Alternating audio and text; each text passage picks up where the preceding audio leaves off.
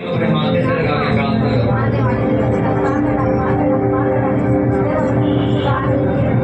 ऐसे रखना, ठीक है, बंद कर दो, बंद कर दो। तेरा वचन आज बोला जाए तो मेरे जीवन को बदले। तेरा वचन मेरी जिंदगी को पूरी तरीके से बदल के रख दे परमेश्वर। मैं ये प्रार्थना करता हूँ प्रभु, ये वचन मेरी जिंदगी की रिहाई और आजादी दे किया। तेरे वचनों को सुनने के लिए परमेश्वर आज मैं तैयार। तेरे वचनों पर चलने के लिए आज परमेश्वर मैं तैयार हूँ। Thank you, Lord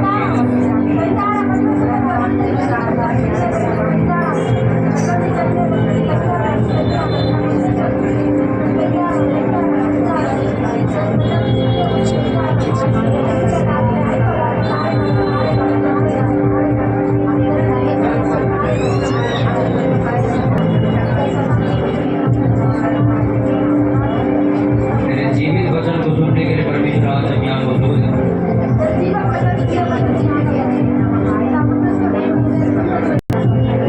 Thank you, Lord Jesus.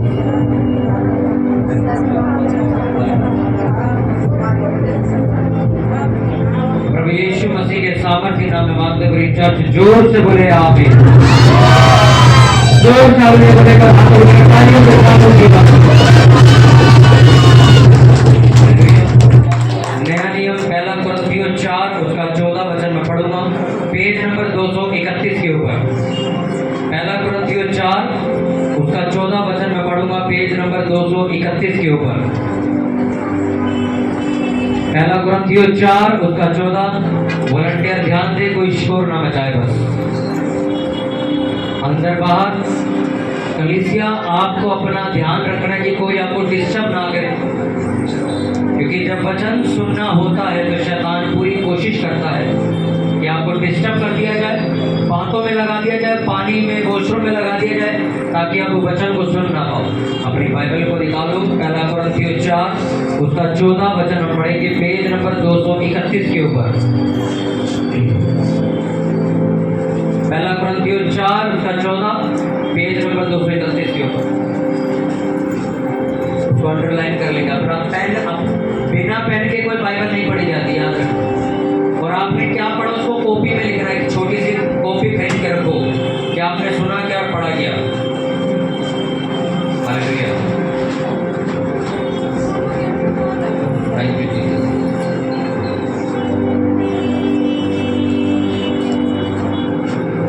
मैं तुम्हें लज्जित करने के लिए ये बातें नहीं लिखता, परंतु अपने प्रिय बालक जानकर तुम्हें चेताता हूँ, क्योंकि यदि मसीह में तुम्हारे सिखाने वाले 10,000 भी होते तो भी तुम्हारे पिता बहुत से नहीं, इसलिए कि मसीह यीशु में सुसमाचार के द्वारा मैं तुम्हारा पिता हुआ। इसलिए मैं तुमसे विनती करता हूँ कि मेरी से चाल चलो। इसलिए मैंने तीमुथियुस को, जो प्रभु में मेरा प्रिय और विश्वास योग्य पुत्र है, तुम्हारे पास भेजा है। वह तुम्हें मसीह में मेरा चरित्र स्मरण कराएगा, जैसा कि मैं हर जगह हर एक कलीसिया में उपदेश करता हूँ। कुछ तो ऐसे भूल गए हैं मानो मैं तुम्हारे पास आने का नहीं, परंतु प्रभु ने चाहा तो मैं तुम्हारे पास शीघ्र ही आऊँगा, और उन बोले होगी बातों को नहीं, परंतु उनकी सामर्थ को जान लूँगा, क्योंकि परमेश्वर का राज्य बातों में नहीं परंतु सामर्थ में है। तुम क्या चाहते हो, क्या मैं छड़ी लेकर तुम्हारे पास आऊँ, या प्रेम और नम्रता की आत्मा के साथ? सब बोलो आमीन। हालेलुया। अपने पड़ोसी को बोलो, परमेश्वर का राज्य बातों में, शब्दों में नहीं है, परमेश्वर का राज उसकी सामर्थ में। हालेलुया। अपनी बाइबल को बंद करो और अपने पड़ोसी को बोलो, ध्यान से सुन। सुनने से विश्वास पैदा होता है। जितना आप लोग चर्च में एक दूसरे को ये बोलते हैं ना, अपने घर वालों को, वो ये बच्चा निकल, ऐसे अगर घर में बोलने लग जाओ तो लोग बाइबल पढ़ने लग जाए। चर्च में आके ये मेरी बेटी की बाइबल है, लोग लेके जाओ, मेरे हस्बैंड की बाइबल उसको, ऐसे घर में भी दिया करो। जब आपका बेटा सो रहा तो उसको धक्का मार के उठाया करो कि बाइबल पढ़ो। पर चर्च में आकर ऐसे रिएक्ट करते जैसे बड़े वचन के बड़े प्रेमी बन गए। तो घर में आप अपने बच्चों को बोलते तक नहीं हो बाइबल पढ़ने के, ना अपने हस्बैंड को बोलते हो कि बाइबल पढ़ लिया करो।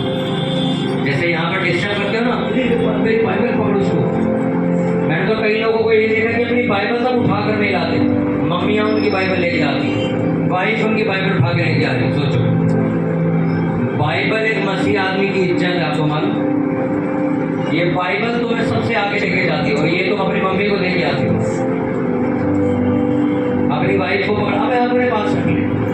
जब आओ तो अपनी बाइबल अपने हाथ में रख के लेके आए, तो हाथ में अपने पकड़े, ये मेरी बाइबल, क्योंकि आपकी पर्सनल बाइबल आपसे बात करती है, आपकी मम्मी की बाइबल नहीं।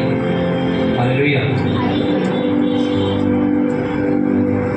उसने कहा तुम क्या चाहते हो कि मैं तुम्हारे पास छड़ी लेकर आऊं कि प्यार से आऊं? हालेलुया। छड़ी लेके क्यों आना चाहता था? उसका कहने का मतलब ये था, उसने लिखा, मैं दोबारा पढ़ूंगा, उसने कहा इसलिए मैंने तीमुथियुस को, जो प्रभु में मेरा प्रिय और विश्वास योग्य पुत्र है, तुम्हारे पास भेजा, मैं तुम्हें मसीह में मेरा चरित्र स्मरण कराएगा, जैसा कि मैं हर जगह हर एक कलीसिया में उपदेश करता हूं। तुम ऐसे फूल गए हो। लिखा जब मैं आऊंगा तो जान जाऊंगा किसमें कितनी सामर्थ है, कौन कितना बातें करने वाला व्यक्ति। हालेलुया। कितनों को बात समझ आएगी? उसने कहा तुम कितना फूल गए हो, तुम कितने मोटे हो गए हो। लिखा जब मैं आऊंगा तो तुम्हारी सामर्थ को जान जाऊंगा, या मैं तुम्हारे पास प्यार से आऊंगा, या तो मैं तुम्हारे पास छड़ी लेकर आऊंगा। कितनों को बात समझ आ रही? हालेलुया। पौलुस ने उसको कहा जाओ, जाकर मेरा चरित्र उन्हें स्मरण कराओ, उन्हें याद दिलाओ कि वो मेरी सी चाल चले। हालेलुया। जिसने ये पुलपिट लगाया उसको इनाम देना मीटिंग के बाद, ठीक? तो मैं मालूम है कौन सा इनाम देना उसको। हालेलुया। आज भी जब भी पौलुस की पत्रियों को पढ़ा जाता है, पौलुस की बातें जो लिखी गई उन्हें पढ़ा जाता, तो बाइबल ऐसा बताती है, तुम्हें याद दिलाने के लिए पढ़ी जाती है कि उसका स्मरण, उसका चरित्र कैसा था। उसने कलीसिया को ये नहीं कहा कि मेरा जीवन फॉलो करो, उसने कहा मेरा वो जीवन फॉलो करो जो मैं प्रभु यीशु मसीह का फॉलो करता हूँ। हालेलुया। अपने पड़ोसी को बोलो ध्यान से सुन, सुनने से विश्वास पैदा होता है। उसने कहा मैं तुम्हें लज्जित करने के लिए, तुम्हारी बेइज्जती करने के लिए नहीं लिख रहा हूँ ये, मैं तुम्हें चिताने के लिए बात लिख रहा हूँ कि जाके कलीसियाओं में ये बात समझा दो कि परमेश्वर का राज्य बातों में नहीं है, परमेश्वर का राज्य सामर्थ्य में। अब सामर्थ्य का मतलब क्या, वो मैं आपको वहां बताता हूँ। एक व्यक्ति किसी इलाके में जाता है और इलाके में जाके एक बात बोलता है यहाँ पर बहुत नशा है, यहाँ घर घर में लोग नशा करते हैं, जगह जगह ठेके खुले हुए हैं, हर घर में लड़का लड़की सब नशा करते हैं, कोई खाने का करता है, कोई पीने वाला नशा करता है, हर तरीके का नशा यहाँ पर किया जाता है। अच्छा, फिर वो नजर मारता है कि यहाँ पर व्यभिचार बहुत होता है, यहाँ पर सारे लड़के लड़कियां चौराहों पे खड़े हैं, कोई कहीं खड़ा है, कोई कहीं, कहता व्यभिचार बहुत है यहाँ पे, लड़कियों के लड़कों के चक्कर में लगे सारे। अच्छा, वो फिर नजर मारता है, कहता है यहाँ पर लोग झूठ बड़ा बोलते हैं, बेईमानी बहुत है इस इलाके में, यहाँ के लोग बड़े घमंडी हैं। अच्छा, इतना सारा कुछ गलत देख के अब वो क्या बोलेगा? मैं ये प्रार्थना करता हूँ कि यहाँ पर शैतान का राज्य खत्म हो जाए, परमेश्वर का राज्य शुरू हो जाए। कितनों को समझ आएगी? आधे लोगों को मालूम नहीं होता परमेश्वर का राज्य का मतलब है क्या। परमेश्वर का एक बात सोचो, आप किसी स्टेट में जाते हो, आप समझ लो आप किसी स्टेट में गए, आप आते यार यहाँ की सड़कें बड़ी साफ है, यहाँ के हॉस्पिटल बड़े सुंदर हैं, यहाँ के स्कूल बड़े सुंदर हैं, यहाँ पर कोई कूड़ा नहीं है, अरे बड़ी साफ सफाई है। किसकी सरकार है यहाँ पे? कहते हैं इस पार्टी की सरकार है यहाँ पे, वो लोगों ने साफ किया है। कहते हो कि नहीं कहते हो? आप किसी दूसरे स्टेट में जाके कि यहाँ पे किसकी गवर्नमेंट है, कौन है यहाँ का मुख्यमंत्री, इतना साफ कर रखा अपना शहर उसने। इसका मतलब आप क्या कहना चाहते हैं, किसका राज है? अच्छा, ये कांग्रेस राज करती है, अच्छा कांग्रेस वालों ने बड़ा, अच्छा आम आदमी पार्टी काम करती है, अच्छा बीजेपी काम करती है। आप उस हिसाब से अनुमान लगाते यहाँ पर किसका राज है, आगे ना। उसी तरह उस इलाके में आपके घरों में कैसा माहौल है ये देखकर बताया जाता है यहाँ पर परमेश्वर का राज है कि शैतान का। अगर आपके घर में 24 घंटे कलेश है तो मैं आपको एक बात बता दूं, आपके घर परमेश्वर का नहीं शैतान का राज है। अगर आपके बच्चे आपकी नहीं सुनते और बाहर अपने यार दोस्तों की सुन के गलत संगति में है, आपके घर में परमेश्वर का राज्य नहीं है, वहां शैतान का राज्य चल रहा है। क्योंकि जहां पर परमेश्वर का राज्य होता वहां क्या होता वो बताता हूं। वहां पर पाप नहीं होता, वहां अंधकार नहीं होता, वहां पर झूठ चुगली ये कलेश नहीं होता। आपको मालूम, वहां गरीबी नहीं होती, वहां पर लोग कंगाल नहीं होते, जहां पर परमेश्वर का राज होता है। और जहां पर परमेश्वर का राज्य नहीं होता, आप अपनी आंखों से अच्छा यहाँ पे कलेश बढ़ा रहे हैं। सोचो एक घर में से आपको रोज कलेश की आवाज आती है, रोज झगड़ा हो रहा है, चिल्ला रहे हैं, शोर। आप कभी बोलोगे ये परमेश्वर के मानने वाले लोगों का घर है? बोलोगे कभी? आप क्या बोलोगे? यार कितना कलेश है इन लोगों के घर। आप किसी लेडीज को देखो, वो जगह जगह से कर्जा मांगती, कभी किसी से उधार मांगती, कभी किसी से उधार मांगती है, कभी सब्जी भी उधार ला रही, दुकान से उधार। आप उसको बोल पाओगे ये बात? इसके घर में परमेश्वर जहां पर राज करता वहां गरीबी नहीं होती। अगर आपके घरों में नशा है तो आपकी गली में रहने वाला वो बाबा आपको पागल बना रहा है। परमेश्वर आपके घर में नहीं है भाई, क्योंकि जहां परमेश्वर होता है वहां शांति होती है। वहां नशा करके आदमी कलेश नहीं करते, वहां घर के बच्चे बाहर लड़कीबाजी नहीं करते,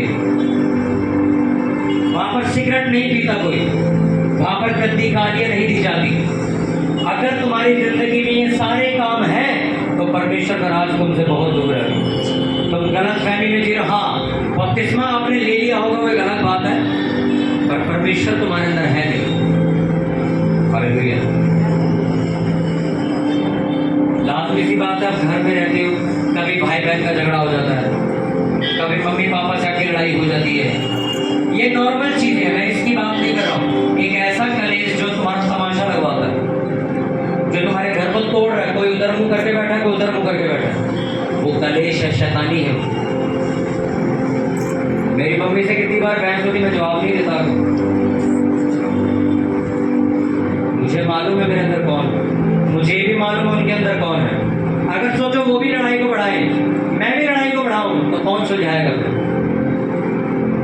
पर लोगों के घरों में माँ भी पूरी ताकत से लड़ रही है, बच्चे भी पूरी ताकत से लड़ते हैं, आदमी भी पूरी ताकत, कोई है ही नहीं सुलझाने वाला घर में, क्योंकि प्रार्थना करने वाला कोई है ही नहीं घर में।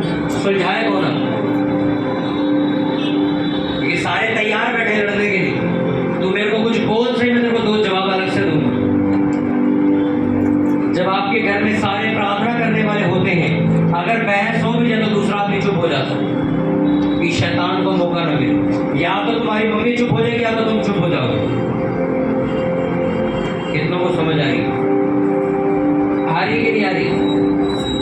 परमेश्वर का राज्य आए। लोग इधर परमेश्वर का राज है, उसका मतलब क्या? ये मतलब इस इलाके से गंदे काम खत्म हो जाए, इस इलाके से शराब के ठेके खत्म हो जाए। जब वो कहता है तुम्हारे घर में, तुम्हारी जिंदगी में परमेश्वर का राज्य आ जाए, उसका मतलब ये होता है तुम्हारे घर से गरीबी चली जाएगी, तुम्हारे घर से वो कलेश जो शैतानी है वो चला जाएगा। आप जो समझने वाली बात है उसको समझना। उसने कहा उसका राज्य बातों में नहीं सामर्थ्य में है। अब जब तुम ये चाहते हो कि तुम्हारे इलाके में परमेश्वर का राज आए, तुम चाहते हो मेरे घर में परमेश्वर का राज आए, तो उसने क्या कहा? राज्य कहाँ है? सामर्थ्य में। सामर्थ्य कब आएगी? प्रेरितों के काम में लिखा है 120 लोग प्रार्थना कर रहे थे, सामर्थ्य नीचे उतर गई। हालेलुया। कब आई सामर्थ्य आसमान से नीचे? कब आई सामर्थ्य नीचे? जब लोग प्रार्थना कर रहे थे। कब आई सामर्थ्य? जब प्रार्थना करनी शुरू करी 120 लोगों ने, लिखा आसमान खुल गया और सामर्थ्य नीचे उतरी। उसके बाद क्या लिखा? कोई चेला दरिद्र यानी कि हिंदी में गरीब नहीं रहा, कोई चेला फिर आम आदमी नहीं रहा, खास एक स्पेशल आदमी बन गए। किसी की बदनामी नहीं हुई, सबकी इज्जत बढ़ गई वहां पे जब सामर्थ आ गई उनके ऊपर। आपके घरों में जब तक सामर्थ नहीं आएगी मेरे भाई, आपके घरों में इज्जत भी नहीं आएगी। आपके घरों में जब तक सामर्थ रोज देखना पड़ रहा है, वो जाएगा नहीं। आपके घरों में जब तक सामर्थ्य नहीं आएगी, वो गरीबी जिसका सामना तुम जवानी से करते आ रहे हो, वो कभी खत्म नहीं होगी। परमेश्वर तुम्हें पैसा ना देके कई बार तुम्हारी परीक्षा कर सकता है, पर तुम्हें 50 साल से कर्जे में चला रहा है, ये परीक्षा नहीं है, ये श्राप है तुम्हारे घर में। कई बार ऐसा होता है परमेश्वर अपनी कमाई का जरिया रोक देता है कि इसका विश्वास देखते नहीं क्या करता है, वो एक अलग मैटर है। पर तुम्हारा घर गरीबी में कर्जे में डूबता जा रहा है, ये परीक्षा नहीं है, ये एक बंधन है जो तुम्हारी जिंदगी में तब तक नहीं टूटेगा जब तक सामर्थ्य नहीं आएगी। आपकी अपनी पर्सनल जिंदगी में सामर्थ्य आएगी जब तुम प्रार्थना करनी शुरू कर दोगे। तुम्हारे परिवार में वो सामर्थ्य काम करनी शुरू कर देगी जब तुम प्रार्थना करनी शुरू कर दोगे। रात को 12 बजे पास्टर जी का सरमन लगा के सुनने का टाइम नहीं होता, रात को 12 बजे प्रार्थना करने का टाइम होता है। मैंने कुछ लोगों को देखा प्रार्थना नहीं कर 12 बजे मीटिंग लगा के देख रहे हैं। अरे ये सुनने में प्रार्थना करने का टाइम। हालेलुया। कब उतरी सामर्थ्य? अपने पड़ोसी को बोलो जब 120 लोग प्रार्थना कर रहे थे, तब आसमान खुल गया और सामर्थ्य उतर आई। हालेलुया। आपको बीमारी है तो मैं आपको कहना चाहता हूँ, आपको सामर्थ्य चाहिए, ये बीमारी चली जाएगी। आपको गरीबी से बाहर आना है, आपको सामर्थ्य चाहिए कि गरीबी खत्म हो जाए। आपको कलेश खत्म करना अपने घर का, आपको सामर्थ्य चाहिए, ये कलेश खत्म हो जाएगा। अपने घर से तुम्हें नशे निकालने के बाद आपको सामर्थ्य चाहिए, और सामर्थ्य पावर ताकत कब आएगी? जब तुम प्रार्थना करने के लिए समय निकालोगे, जब तुम अपना फोन बंद करोगे, इंटरनेट फेसबुक बंद करोगे और प्रार्थना करने बैठोगे। तुम प्रार्थना करोगे रात को बैठ के, दिन में बैठ के, शाम को टाइम मिले शाम को बैठ के, सुबह 4 बजे उठ के, रात को 2 बजे उठ के, आप जब प्रार्थना करोगे सामर्थ्य उतरेगी, और वही सामर्थ्य तुम्हारे परिवार को, तुम्हारे आने वाले पूरे वंश को बदल के रख देगी। हालेलुया। कितनों को बात समझ आ रही? हालेलुया। आप किसी ऐसे स्टेट में जाओ जहाँ पर किसी पास्टर की बहुत बड़ी चर्च है, किसी ऐसे स्टेट में जाओ, आप कहोगे यार यहाँ पे जगह जगह यार प्रभु को मानने वाले लोग घूम रहे हैं, कैसे? एक आदमी ने प्रेयर की है वहाँ पे, उसने वो सामर्थ्य उतारी है उस गांव में, वहाँ पे इसलिए वो गांव बदल गया है। अब वहाँ पर नशा नहीं बिकता, अब घर घर में लोग प्रार्थना करते हैं वहाँ। क्यों? एक आदमी सिर्फ प्रार्थना कर रहा है। आपको ऐसा लगता है मेरा परिवार प्रार्थना नहीं कर रहा तो हम सारे बर्बाद हो जाएंगे? नहीं नहीं, आप सबको प्रार्थना करनी जरूरी है, और अगर आप इकलौता आदमी भी खड़े हो जाओ प्रार्थना करने के लिए, आपको सच कह रहा हूँ, आप दूसरों को भी प्रार्थना करने के लायक बना दोगे। क्योंकि जब सामर्थ्य आती है वो चीजें बदलती, लोग बदलती। आज आपको लग रहा है ना मेरा हस्बैंड बहुत घमंडी आदमी है, मेरे बच्चे बहुत घमंडी आदमी, वो नहीं आएंगे। मैं उनसे 100 गुना ज्यादा घमंडी इंसान हूँ, मैं सेवा कर रहा हूँ। किस वजह से? मेरे लिए किसी ने प्रेयर की, मेरा घमंड तोड़ा गया है। आपने उस लेवल की, उस ऊंचाई की प्रेयर नहीं की कि आपके घर में सामर्थ्य उतरती। कितने लोग चाहते हैं कि परमेश्वर का राज्य उनके घरों में आए? मैं आपसे एक ही चीज बताऊंगा जो वचन में लिखी है, जब राज्य अगर आप चाहते हो तो वो सामर्थ्य के बगैर नहीं आएगा, और सामर्थ्य तभी आएगी जब तुम प्रार्थना करोगे।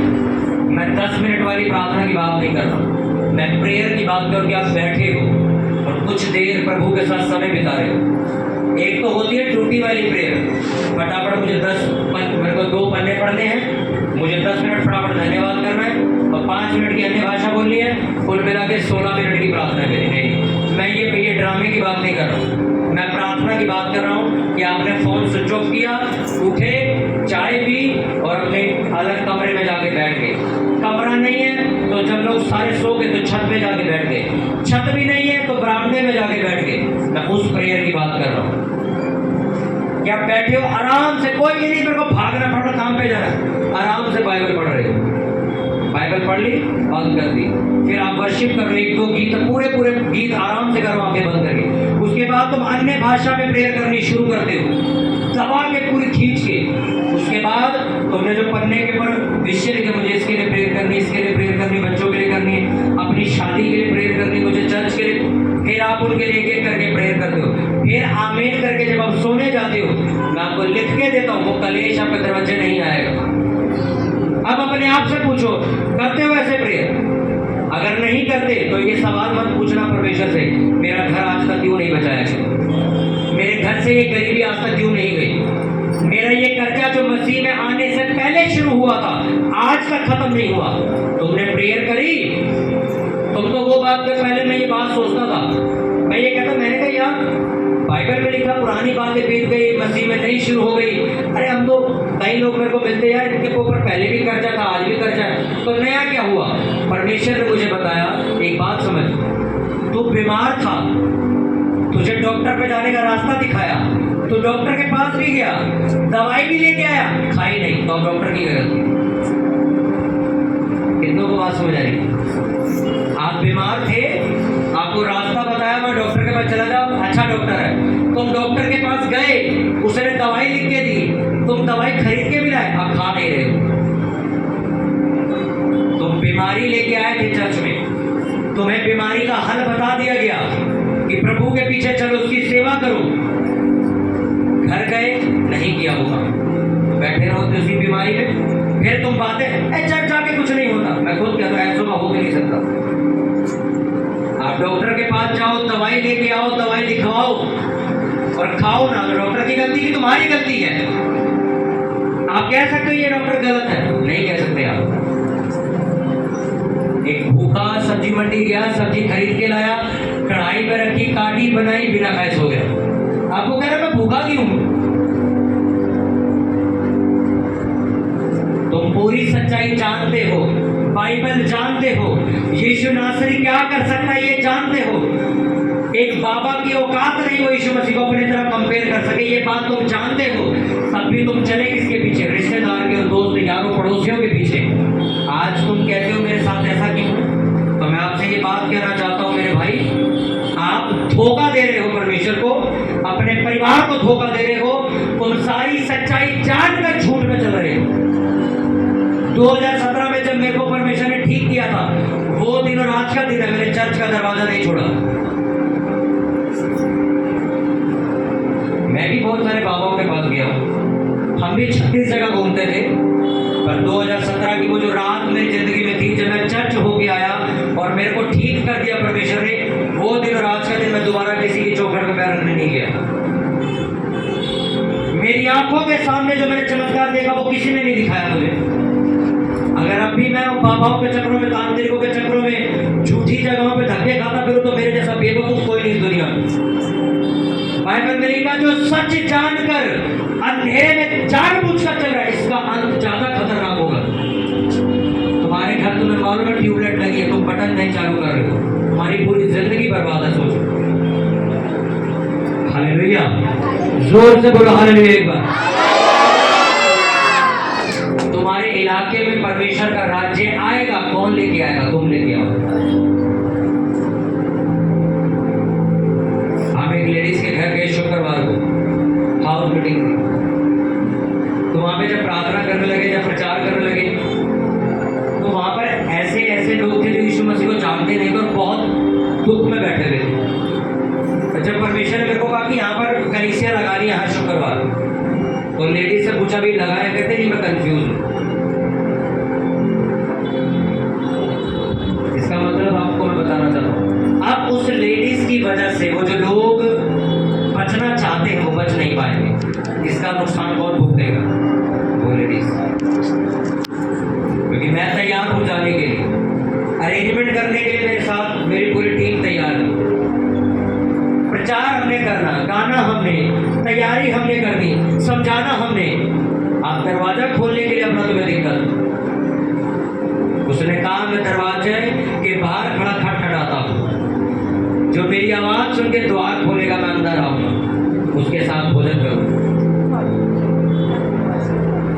सोचो तुम एक 50 रुपए के दूध का खर्चा ना, इसलिए तुम कितने लोगों का उधार रोक के बैठे हो। अगर तुम्हारे घर कलीसिया लगनी शुरू हो जाए, तुम्हारा पूरा इलाका बच जाएगा और तुम्हारा घर 100 गुना आशीषित हो जाएगा। क्यों? नलके से पानी निकला, वो नलका सूखा नहीं रहता। तुम्हारे घर से प्रार्थना हो रही है इलाके के लिए, तुम्हारा घर कहाँ खाली रहेगा? पर लोगों को आज प्रॉब्लम, आप किस दूध और चाय का खर्चा सोचते हो क्या? 50 रुपए का दूध आता है, 50 रुपए के बिस्कुट आते हैं, बस और कुछ नहीं। मैं तो आपको यहाँ तक कहता हूँ, मैं भी पैसे नहीं लेता, मेरे चर्च का कोई आपके पैसे नहीं लेता प्रेयर करने को।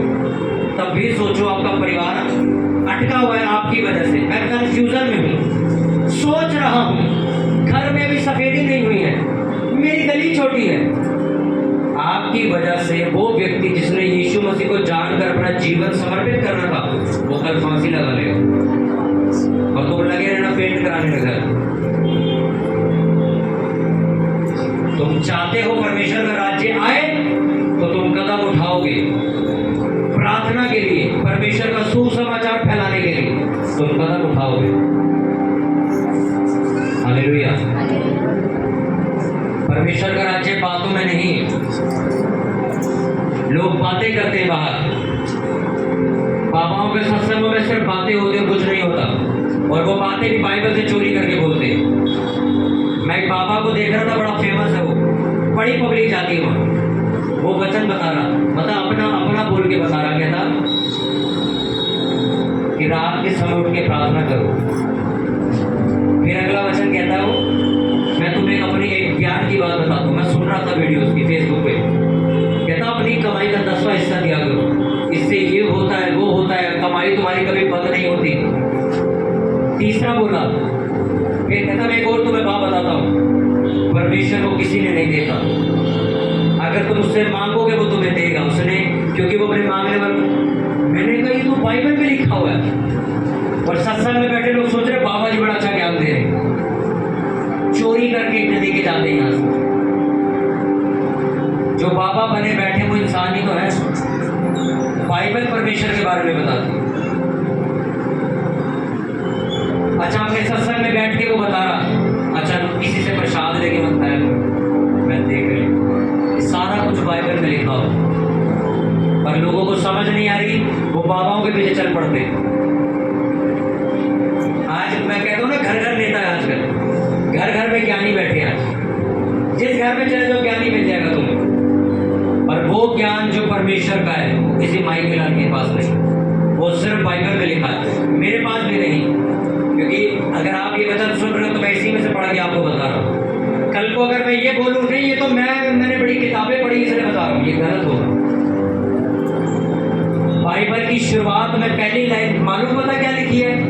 परमेश्वर ने आकाश बनाया, उसने ये धरती बनाई, उसने तुम्हारी सांस, तुम्हारी हवा, तुम्हारे पेड़, ये पौधे, ये पंछी, ये जानवर, ये इंसान परमेश्वर ने बनाए। आप सोचो, इसको पढ़ के कोई आए और ये बोले मैं परमेश्वर का एक अवतार हूँ, मुझसे मांगोगे तो मैं दूंगा। बाइबल ऐसा बयान करती है, कीड़े पड़ के मर जाते हैं वो लोग जो परमेश्वर की कुर्सी को देने की कोशिश करते हैं, जो अपने आप को परमेश्वर बनाने की कोशिश करते हैं। मैं आज आपसे एक बात कहना चाहता हूँ, प्रभु यीशु मसीह के पीछे चलो। ये बाइबल जो आपके हाथ में है, ये मुझे वापस देकर नहीं जानी है आपने। ये मैं 2017 में अपने घर लेके गया था पढ़ने के लिए, आज तक पढ़ रहा हूँ। जितने मेरे दोस्त ज्ञानी हैं मेरे सामने नहीं बोल पाते, क्यों? क्योंकि आज मैं बाइबल पढ़ता हूँ, मुझे सारी मालूम है, कौन कहाँ से आया, किसने क्या बनाया, सब लिखा हुआ है इसमें भाई। इसलिए आज दुनिया की 500 करोड़ से ज्यादा आबादी प्रभु यीशु मसीह को मानती है। पहले नंबर पे आते प्रभु यीशु मसीह को मानते। पूरी दुनिया की पॉपुलेशन सबसे ज्यादा लोग किसको फॉलो करता है? चेक करो गूगल पे जाकर, 500 करोड़ लोग पागल नहीं है। अगर आप ये बोलो 500 करोड़ लोगों का पैसे देकर धर्म परिवर्तन कर दिया गया है, तो मेरे को तो ऐसा लगता है इतना पैसा तो है नहीं किसी के पास। आप चर्च चाहे वचन सुन रहे हो कि प्रार्थना होगी, घर चले जाओगे लंगर खा के। मुझे अपने पड़ोसियों को बताना, भाई कोई पैसा नहीं मिला वहां, पर जो मैं सुन के आया हूँ भाई, अब ना सुनता किसी, आप तो चर्च ही मेरा दरवाजा है भाई। हालेलुया। अपने हाथों को उठाओ, अपनी आंखों को बंद करके प्रार्थना करो कि जीवित परमेश्वर, मैं तुझसे सामर्थ्य मांगता हूँ, मैं तेरे राज्य को अपने परिवार और अपने जीवन में बढ़ता हुआ और फैलता हुआ देखना चाहता हूँ। ऊंची आवाज में प्रार्थना करेंगे सभी। जितनी ऊंची आपकी आवाज होती है उतनी प्रभावशाली आपकी प्रार्थना होती है। कि प्रभु मुझे प्रार्थना करने वाला स्त्री और पुरुष बनाइए। प्रभु मैं आज तेरी सच्चाई को जान चुका हूँ कि प्रभु तो मेरा धर्म या जात बदलने नहीं, तो मेरा जीवन बदलने वाला परमेश्वर है। प्रभु मैं तेरी सेवा करने का आज से वायदा करता हूँ, मैं लोगों की बातें नहीं प्रभु तेरी आवाज सुनने के लिए मैं अपने कानों को खोल दूंगा आज से। मेरे रिश्तेदार मेरे दोस्त क्या कहते हैं मुझे कोई फर्क नहीं पड़ता। प्रभु आप क्या कहते हैं आज से मैं सुनूंगा। प्रभु मैं पापी हूँ, मुझे माफ कीजिए, मेरे पापों को माफ कीजिए, मुझे धोकर साफ कीजिए। मैंने आज तक बहुत गलत काम किए हैं, बहुत गंदी गालियां झूठ दिया है, बहुत गलत काम के नशे किए हैं। प्रभु मुझे माफ कर दीजिए। प्रभु आज से मैं आपकी सेवा करूंगा, मैं किसी के कहने से नहीं पर अब खुद विश्वास करता हूँ कि तू जीवित परमेश्वर है, तू जेन्युइन परमेश्वर है, तू झूठी और फेक बातें नहीं करता, तू सच्ची बातें करता है परमेश्वर। Thank you Lord Jesus. धन्यवाद पवित्र पवित्र सर्वशक्तिमान परमेश्वर। तेरे वचन मेरे मार्ग के लिए ज्योति और दीपक बन जाए परमेश्वर। सामर्थ्य नाम में मांगते